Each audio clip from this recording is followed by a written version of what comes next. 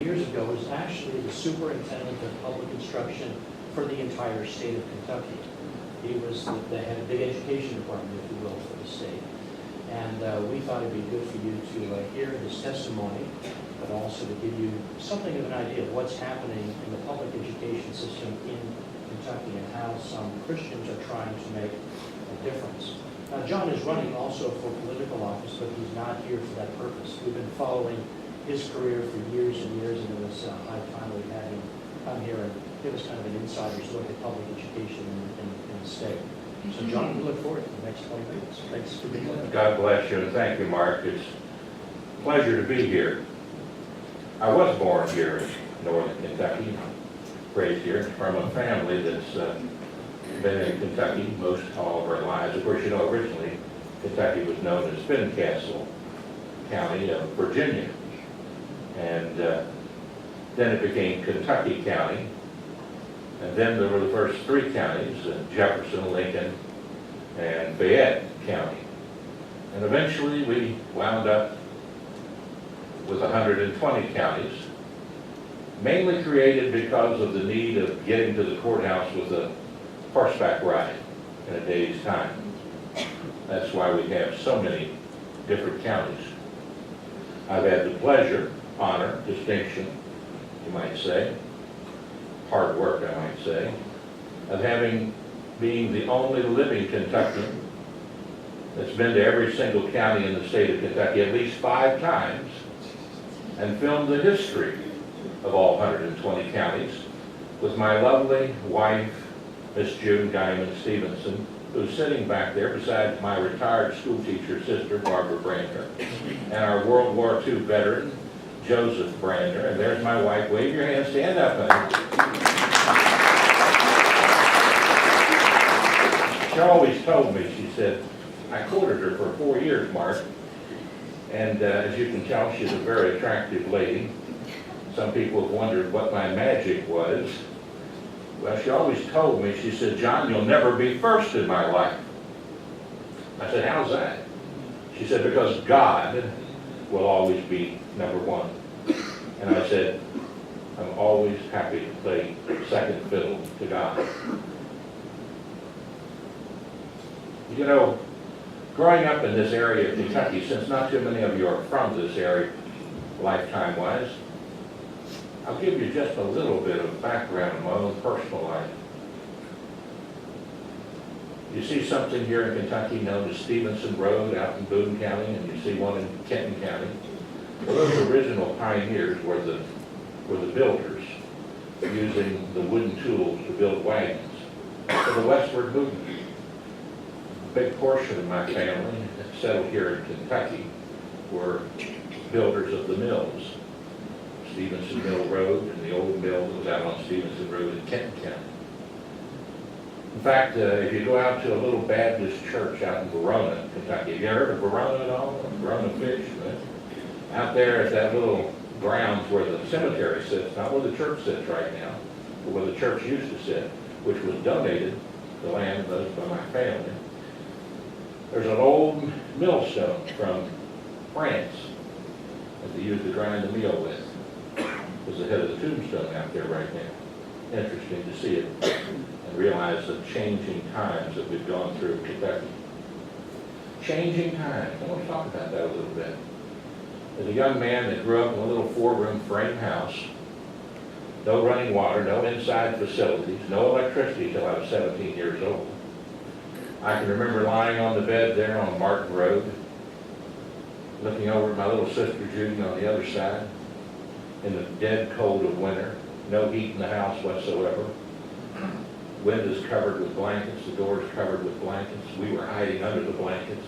Sometimes you had an iron that Mom would put at the foot of the bed to keep you a little warm. And we would blow circles out of our mouths.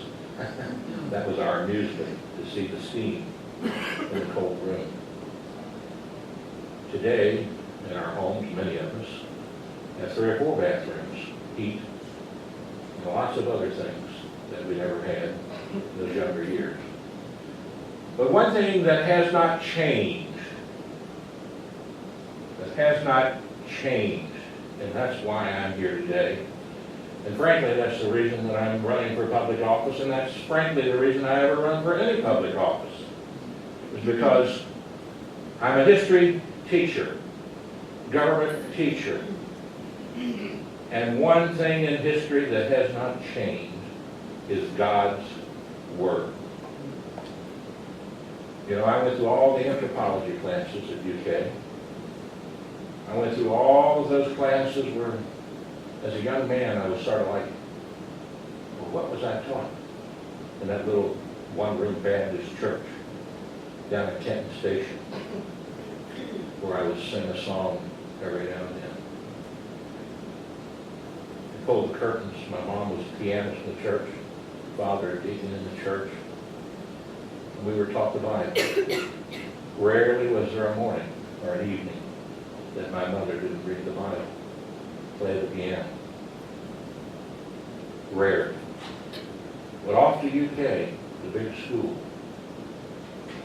Got into all these classes and listened to all this science that I was given. And I was thinking, well, gee whiz, was all what I was taught wrong?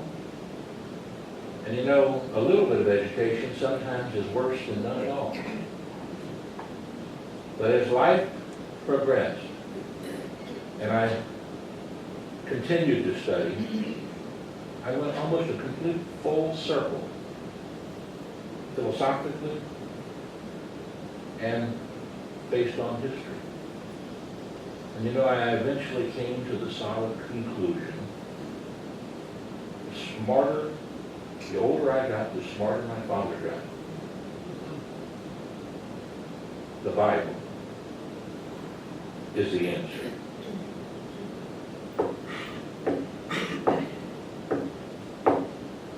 I tried to do that in every classroom I ever taught. I tried to do it in every school I ever entered. I do it in every speech I give running for the United States Senate. I did when I was Superintendent of Education for the state of Kentucky. What does it profit a man if we gain the whole world, lose our soul in the process? What does it profit a nation? You know, there's only one nation that's promised land in the Bible. Genesis chapter 12:3, where the Jewish folks were promised land, directed by God. That's the only place in the Bible where that's done, to my knowledge.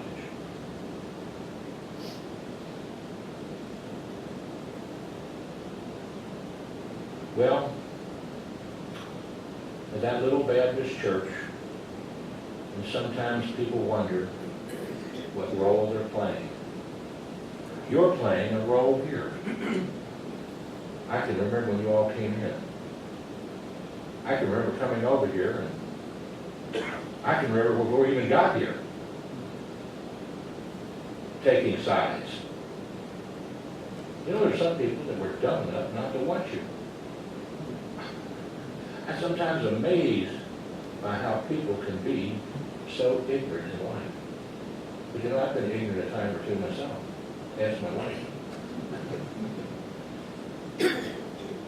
I can remember coming out here and making my own little protest against the protesters. The value of you being here, you might not fully recognize. But I'm going to tell you something right now.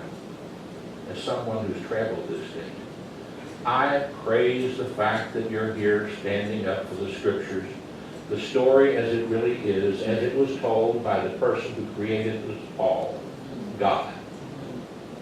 You don't change it. You don't add to it. You don't take it away. It speaks for itself.